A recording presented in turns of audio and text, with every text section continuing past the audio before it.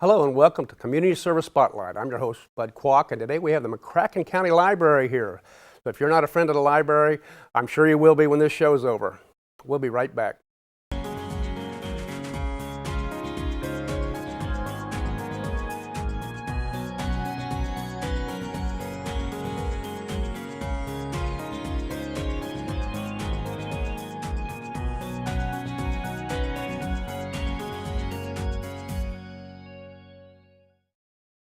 Welcome back. Our guest today is Susan Baier. She's Hello. the director of the McCracken County Library.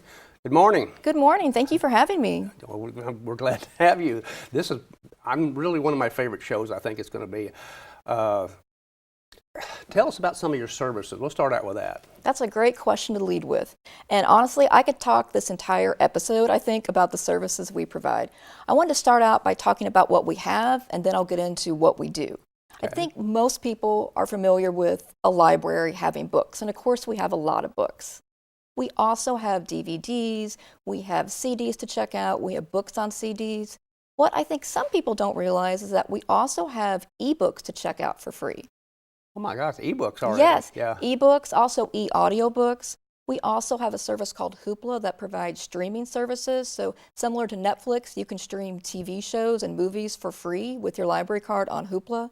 We have downloadable and streaming music. So we have all these e-resources that you can access wherever you want, 24/7 for free with your library card. So you could hang out at the library every day and do something different every day almost. You could, and then you could go home and do things with your library card in the comfort of your home. Yeah.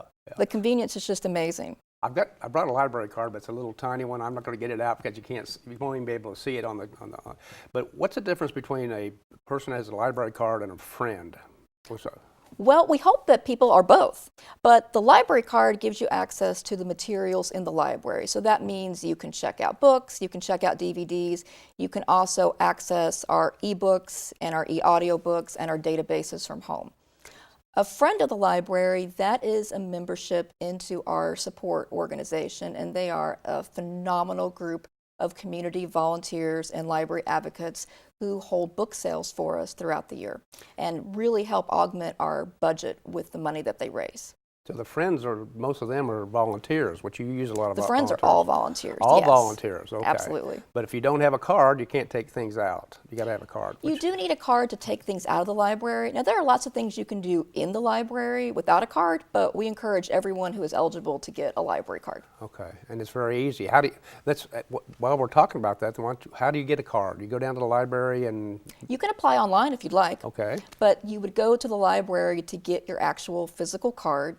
And a lot of people don't realize this too, Bud. We offer, of course, free library cards to all residents of McCracken County, but we also have reciprocity with about 15 other counties in the purchase area. So if you live in Marshall County, if you live in Ballard County, Carlisle County, Graves County, Callaway County, you can get a free library card with us. Okay, is that a special card or just a... No, it's the same card. Okay, well, I was going to say, I used to live in a different county, and I had a McCracken County Absolutely, card. absolutely. And there's more, because let's say that you live in Lexington, in Fayette County. You could still get something that we call a digital resources card that would give you access to all of our databases and our ebooks. Oh my. You have a lot of services, and like I said, you can come down there every day and spend all day at the library doing things, and you can take things home at night. And I'm sure there are some people that kind of do that. I had a friend he was a library guy. He did everything. Every day he went down to the library. Before we go any further, let's talk about your contact information to give all the viewers your telephone number, email, any of that kind of thing. Sure. We are at 555 Washington, so we are in downtown Paducah, and our telephone number is 270-442-2510. Also, I want to make sure everybody at home knows about our website, which is mclib.net. I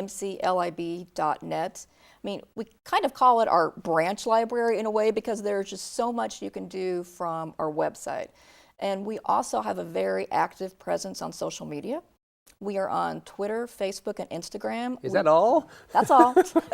There's more out there that probably we should look into exploring at some point, but those are the big three for us now.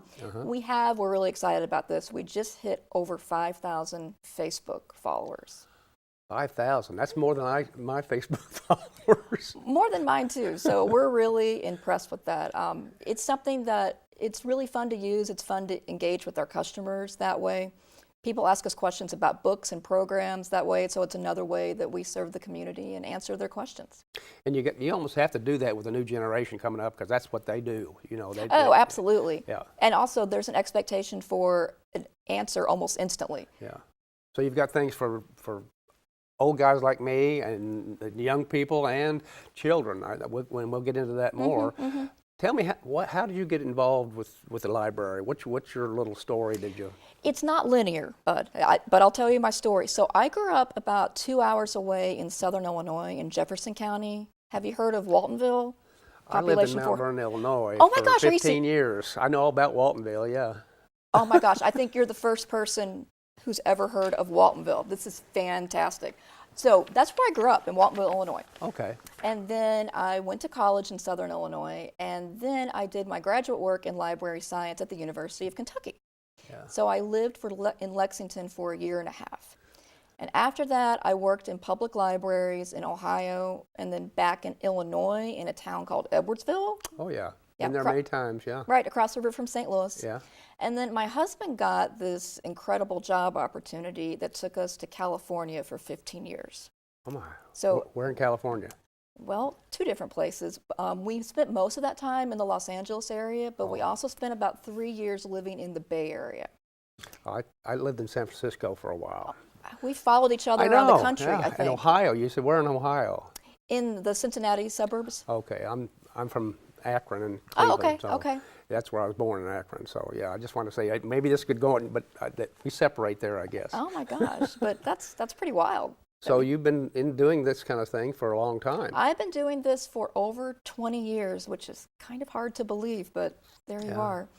But when I took this job, I have most recently been working as a library administrator with the Los Angeles County Library System. Oh my! So you moved from California to here then? I did.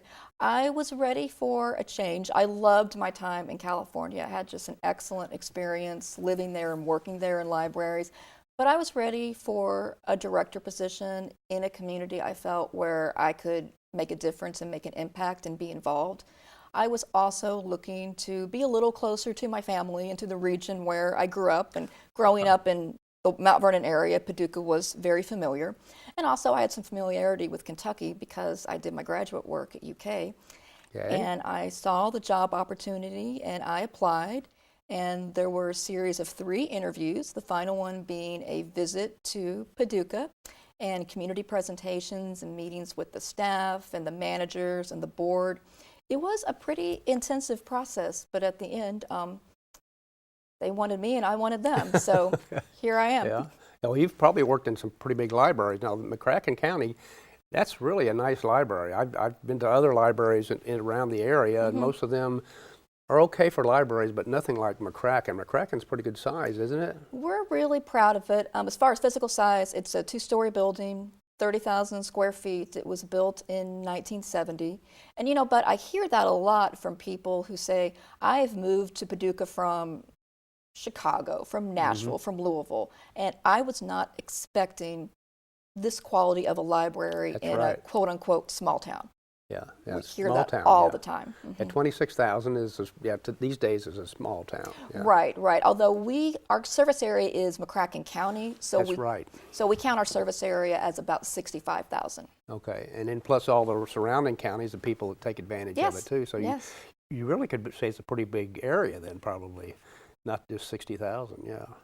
I would agree. Well, how many books or items do you have at the library? I know there's hundreds of thousands, I guess, isn't there? Sure. So an estimate of the materials, I say the ones you can hold in your hand, books and CDs and things like that, we have about 111,000 items. That was pretty close. You were pretty close. But if you count all of those electronic items, the things that aren't tangible, but you can still have access to with your library card, you're talking about a collection of about 300,000 items. Oh my gosh, oh my gosh. That's a full day's work if you want to look at all those different things, right? It is. Yeah. And last fiscal year, we checked out more than 750,000 items. Oh my gosh. Well, that was my next question. How many things do you check out each year? That's not counting the book sale, of course. No, the book sale is separate, but just things people check out with their library card. over 750,000. And I am really, really hoping during my tenure at the library we get to 1 million. That's a goal of mine. Okay. And our circulation is increasing. This year we had an increase of 5%. Oh my gosh, that's big. It isn't is. It is. Yeah. Well, tell us about the book sale. I know you have it every year. We do. Right? Our friends hold 2 major book sales a year, one in January, one in July, and they also hold what they call mini sales twice a year. And one of those is during Quilt Week, and one is typically in mid-November. They call it a holiday Christmas book sale because they have gift books for sale. So the big sales are at St. Paul's Lutheran Church, and the mini sales are in our lobby. Oh my gosh, right in the lobby. Right in the lobby. That's probably pretty hectic when they're doing that, right? It's a lot of fun. It brings in a lot of people.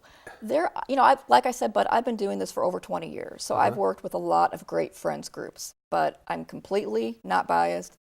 Our McCracken County friends, they're on another level. They are just so fantastic. These book sales are so well organized and orchestrated. It's a labor of love. They start preparing for the next one the day after one ends.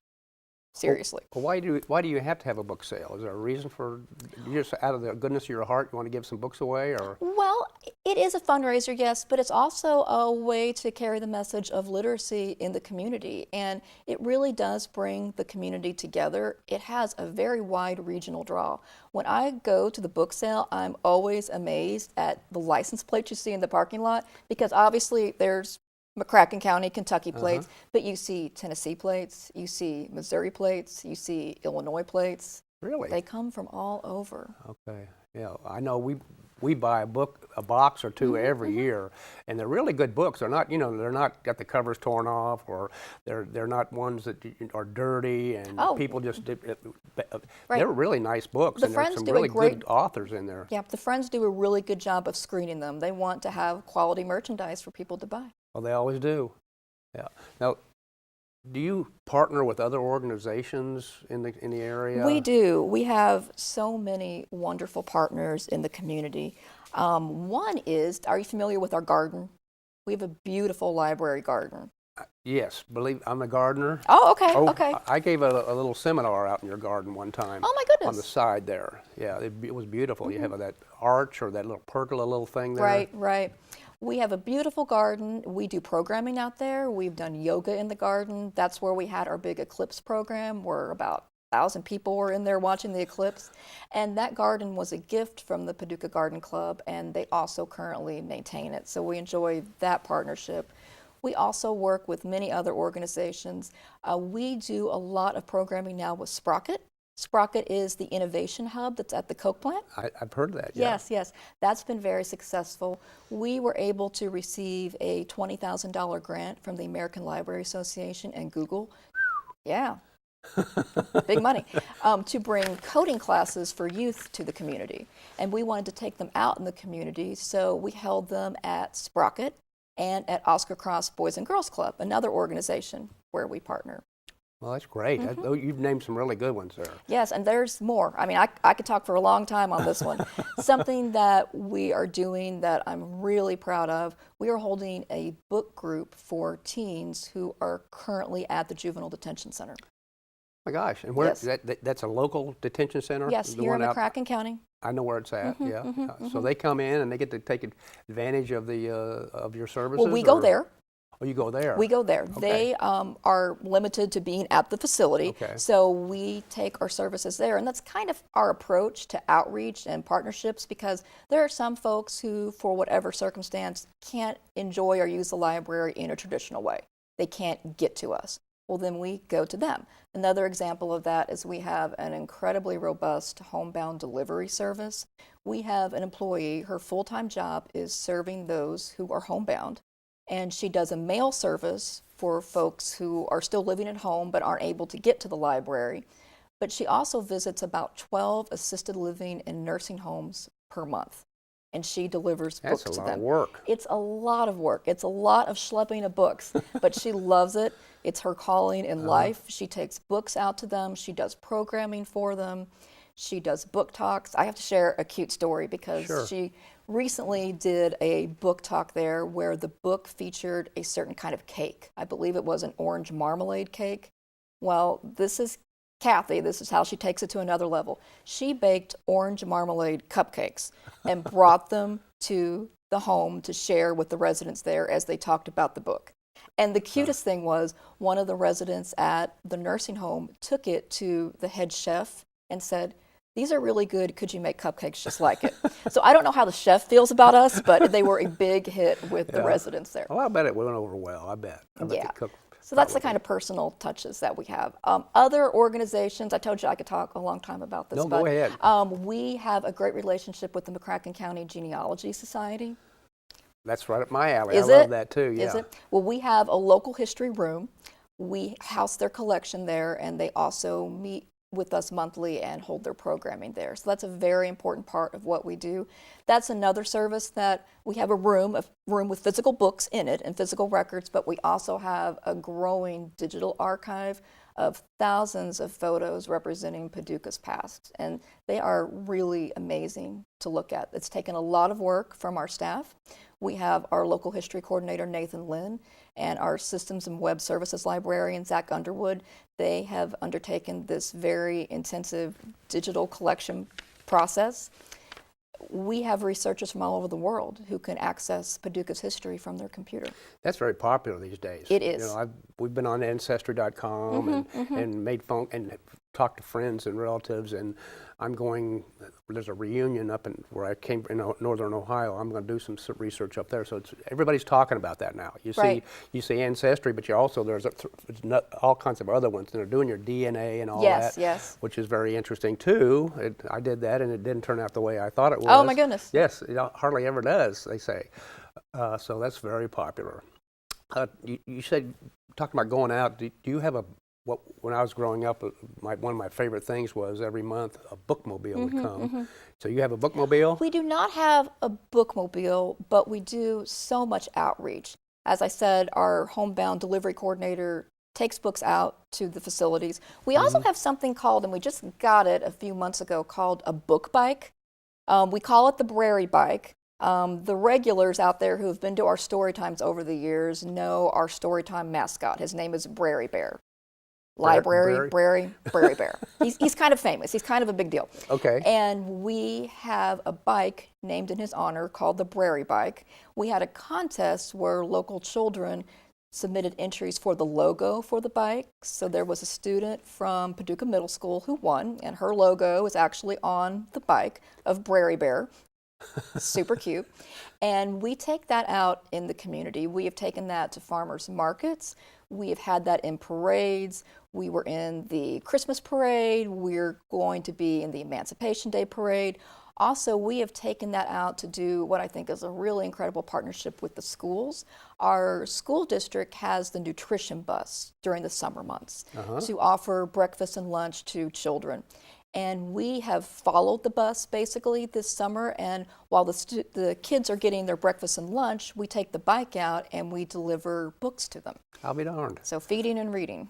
And I thought I knew a lot about the library, but I didn't know. I just knew a little bit about you guys. Oh, we're just scratching the surface, bud. There is so much. Okay. To change subject just Yeah. for a second, do you have a mission? Is there a mission statement or something? We do, and I'll give you a little bit of backstory. Last year, we had a very intensive strategic planning process. That was one of the first tasks that the board of directors tasked me with when I came on in the library in early 2017. So that process had a community survey. We had several community meetings, and we also did a lot of focus groups with the community, with organizations in the community, and also with our staff. So from all that information we gathered, the staff and the board looked at that and used that as a basis for our mission statement and for our strategic initiatives that would carry us through the next few years. So I brought it with me so I could recite it verbatim. I didn't want to make a mistake on TV.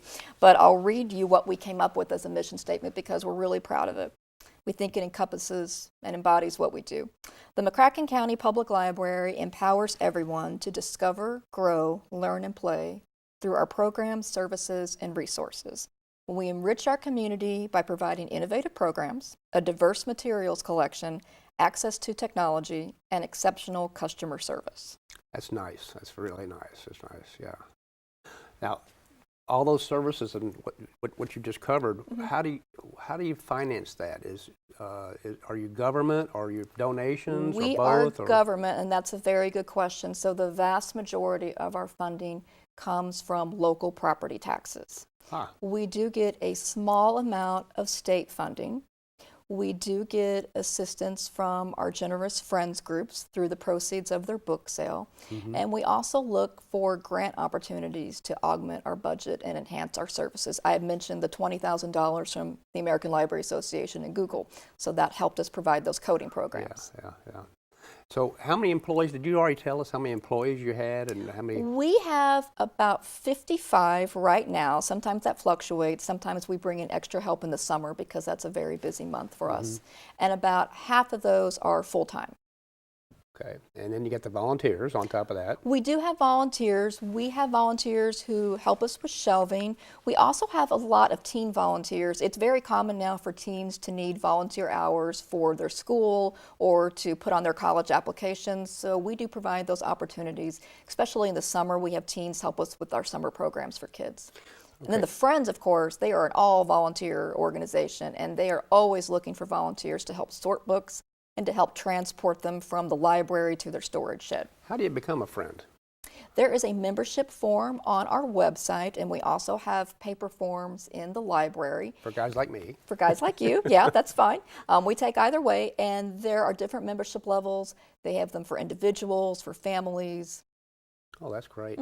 Now, say I'm not a friend, or I may even live out of McCracken County, but I want to donate some money to the. Oh, I like that. But I'm just posing a question. I'm sorry, but I do. Never mind. How would I go about that? Do I just go in there and say, "Hey, I got a check for you," or what? Well, we would love that, of course. We would be very, very grateful. But yes, you could do that. You could make a donation to the Friends. You could also walk a check into the library, and we'd be very grateful for that. We have people do that pretty often. It's a very generous community. Yeah. Sometimes they will do it in honor of a loved one who has passed, who was a big library user. Recently, I had somebody, her good friend was celebrating a milestone birthday, and her good friend is a huge library user. And I think this friend was at the stage in life where she didn't really need much stuff. So her friend said, I'm going to donate to the library and have it earmarked to adult programs in honor of my friend who comes to our program Okay, so often. you can designate where it's going to go. Sure, absolutely. Yeah, that's a great idea. Now, my job is I do a lot of estate planning for people, wills and power of attorneys. If somebody had drawing up a will, it'd be nice if they put something in there, donate so much to the library. I know people donate to different charities, but if you're thinking about what I can leave my money to, what I want to leave at least a little bit of money to the McCracken County Library. And we were talking a little bit before the show about a gentleman that I worked with. Really, when I say gentleman, he was the gentleman in my life. He left a little trust. That you can give all the money to the library at one time, or you can leave it over a period of years. Every year the income goes to the library, or so much money goes to the library, or a percentage goes to the library every year. So instead of just being remembered one time, then you could be remembered every year at a certain time. It is a wonderful legacy. But Bud, let me tell you something else that people can do to help us while they're still alive. Okay. We want everybody alive and happy and using the library. If somebody asked me, Susan, what can I do to help the library? Do you know what I would tell them? I would tell them to let their elected officials know how much they value the library. Okay. In a community like Paducah, elected officials, they are very accessible. I mean, you can be in line at the grocery store and the mayor's behind you, I see right? them almost every day. Yeah. Right. So our local, our county, even our state representatives, they are a big part of the community. And they are making legislation that directly or indirectly can impact our funding and our structure. So anytime you have a conversation with them, if the library is important to you and your family, let them know it. And let them be kind to you. Yes, right? yes. Yeah. And we are lucky that we get wonderful support from our local lawmakers. We're very fortunate. Speaking of politics, how are you governed? Do you report to somebody? Is there a national thing, or? Very good question. So my boss is a 5-member board of trustees. Okay. And those 5 members, they are all volunteers. They get absolutely no money or stipend. They do it out of the goodness of their heart and wanting to help the community. Their appointment is approved by the county judge executive. And we have an amazing board of trustees. They represent lots of different disciplines. Our board president is in the banking finance industry. We have an I'm in that same your business. favorite. Yeah. Yeah, we have an attorney on our board. We have a teacher. We have a artist and someone who's retired from the media. So that really helps us as an organization to have all of those experiences and expertise to help us make decisions for the library. So we're very fortunate there. So you work directly for the board then? I do. I work directly for the board. I think we talked about the Google and all that. Can you? Children are one of my favorite things. I know upstairs in there's a second floor. Yes. You have most of the children's things are up there, right? Yes, that is our children's department. And you have programs for the children, I think. We do. We have story times. We have story times even for babies because it's important to start reading to children just as soon as they're in the world. Yeah. And we also have something that I think is really exciting. We have a yoga story time for children, taught by a storyteller who is also a certified yoga instructor. So we're incorporating movement as well as literacy. Okay, yeah, I agree. We started reading to my son almost the day he was born. Yes, that's and great. He could read at the age of 3 and really write. I'm bragging because everybody thinks their son or their child Well, you is the should greatest, brag. but That's wonderful. yeah, but 3 years old, and I think that had a lot to do Oh, with it absolutely does. reading with him every day of his life. And it's excellent bonding time as well between parent Quality and child. time. Yeah. Okay, we're almost out of time. Oh, my goodness. Believe it or not, yeah, and we're just getting started. I know. We'll have to do this again. Need your contact information again. I know everybody's waited and hoped that missed it earlier in the show. Sure. So we're at 555 Washington. Our web address is mclib.net, so that's mclib.net. Our phone number is 270-442-2510. And we are on social media, Facebook, Twitter, and Instagram. If you look for McCracken County Public Library, you'll find us. Almost anywhere, yeah. Almost anywhere. Yeah, you covered it all. I do a lot of that kind of thing, but electronically, but I don't do all those. It's just too much. But the young kids, it's they do all of it. My son does all of it. Computers are a big part of what we do. We have free wireless. We even lend out laptops and hotspots to take home. Yeah, it's going to get more and more every year, it sounds like. Well, I want to thank you for coming in today. Thank you for having me. Susan Baier, Yes. Director of the McCracken County Library, and thank to our people at home that watched the show. We're glad you stuck with us. And I'm your host, Bud Qualk. This is Community Service Spotlight. We'll see you next time.